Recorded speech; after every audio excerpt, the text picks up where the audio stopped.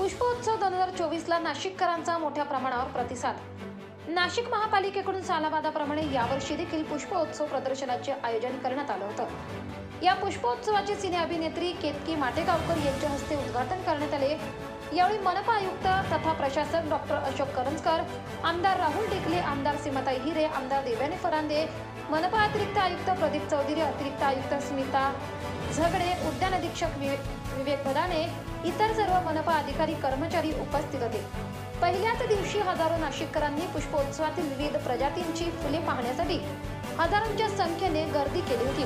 9 ते 11 फेब्रुवारी या 3 दिवसाच्या दरम्यान नाशिककरांना फुलांचे विविध प्रकार पुष्पोत्सव प्रदर्शनाच्या निमित्ताने बघायला मिळाले। या पुष्पोत्सवात विविध गटात स्पर्धा आयोजित करण्यात आल्या होत्या।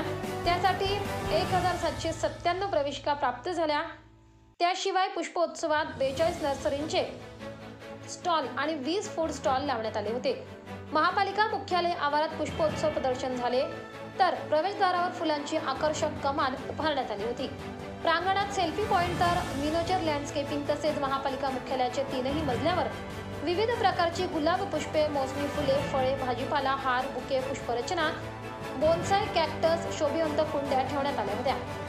यावेळी उद्यान अधीक्षक विवेक भदाणे यांनी अधिक माहिती दिली। नमस्कार, मी विवेक भदाणे, उद्यान अधीक्षक। जो 3 दिवसाचा पुष्प महोत्सव आहे त्याच्यात आपण बऱ्याचशा वेगवेगळ्या संकल्पना या वर्षी आणलेल्या आहेत। त्यात मिनिएचर गार्डन हे नेहमीप्रमाणेच आहेत, पण यावेळेस थोडे थीम बेस गार्डन आपण तयार केलेले आहेत। त्याचप्रमाणे तिघही जे फ्लोअर आहेत त्या ठिकाणी वेगवेगळ्या प्रकारचे फुलांच्या स्पर्धा, कॅक्टसच्या स्पर्धा आहेत, शिल्प वेगवेगळे आपण ठेवलेले आहेत, वेगवेगळ्या रांगोळीच्या स्पर्धा आहेत, चित्रकलेचे काही आर्टिस्ट आहेत त्यांचे चित्रकला शिल्प ठेवलेले आहेत। तर नाविन्यपूर्ण असं आपण यावेळेस पुष्प महोत्सव करण्याचा प्रयत्न करतो आहोत। आणि दरवेळेपेक्षा जी भाग घेणाऱ्यांची नोंदणी आहे ती ह्यावेळेस 3 पटीपेक्षा जास्त आकडा यावर्षी पार केलेला आहे। आणि जो फुटफॉल आहे नेहमीपेक्षा बऱ्यापैकी चांगला फुटफॉल आता आपल्याला पाहायला मिळतो आहे। अजून कार्यक्रमाची सुरुवातही झालेली नाहीये, त्यावेळेस देखील एवढी गर्दी पाहायला मिळते आहे।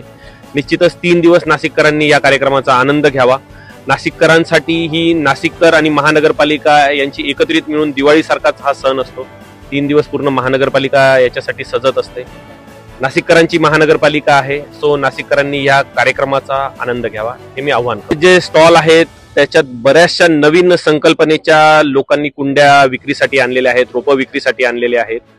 बरेचसे बोन्साय देखील ह्या वर्षी आपल्याला दिसत आहेत।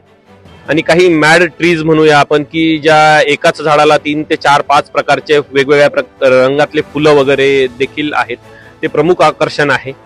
आणि हे सर्व रोपं जगवण्यासाठी ज्या प्रकारचे खतं आणि औषधं लागतात ते देखील मोठ्या संख्येने यावेळेस विक्रीसाठी आहेत। लोकांमध्ये आता गार्डनिंगची आवड वाढत चाललेली आहे, तरी सर्व लोकांनी याचाही आनंद घ्यायचा आहे आणि खरेदीसाठी इथं मोठ्या प्रमाणावर येऊन यांना उत्स्फूर्त प्रतिसाद द्यायचा आहे। पुष्पोत्सव स्पर्धेव्यतिरिक्त नागरिकांकडून निसर्गावर आधारित पेंटिंग, फुलांची माहिती देणारे छायाचित्र तसेच शिल्पकला आणि काव्यात्मक रचनेच्या माध्यमातून स्त्रियांच्या आयुष्यातील सामाजिक भावनिक विषय मांडणारी कलाकृती ठेवण्यात आली होती। ग्रामीण संस्कृती तसेच मधमाशी यांचे महत्त्व दर्शविणारा देखावा पुष्पोत्सवात बघायला मिळाला। वृत्त संकलन विभाग, प्रसिद्धी प्रमुख, न्यूज नाशिक।